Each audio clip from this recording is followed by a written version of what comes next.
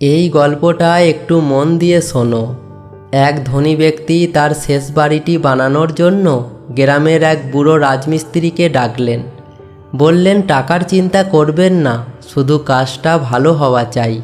কিন্তু রাজমিস্ত্রির মনে লোভ চড়া দিয়ে উঠল। সে ভাবল, এটাই যখন শেষ কাজ, তখন একটু ফাঁকি দিলে কে আর ধরবে। সে সস্তা ও খারাপ মানের রড সিমেন্ট ব্যবহার করতে লাগলো। দেওয়ালের ওপরে চকচকে প্লাস্টার আর রং করে দিল, যাতে বাইরে থেকে বোঝার উপায় না থাকে। ভেতরটা দুর্বল হলেও বাইরে থেকে বাড়িটা রাজপ্রাসাদের মতো দেখতে লাগলো। কয়েক মাস পর কাজ শেষ হলে ধনী ব্যক্তিটি এলেন। তিনি বাড়িটি দেখে খুব খুশি হলেন। এরপর পকেট থেকে সেই নতুন বাড়ির চাবিটা বের করে রাজমিস্ত্রির হাতে তুলে দিলেন। তিনি হেসে বললেন, সারা জীবন আপনি মানুষের বাড়ি বানিয়েছেন, নিজের কোনো ভালো বাড়ি ছিল না। আমার তরফ থেকে এই প্রাসাদটি আপনার সারা জীবনের কাজের উপহার।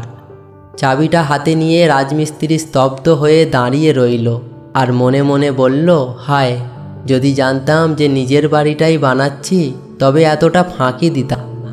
মনে রাখবে, আমরা কর্মজীবনে বা সংসারে যাই করি না কেন, ফাঁকি দিলে তার ফল ঘুরে ফিরে আমাদের নিজেদেরই ভোগ করতে হয়।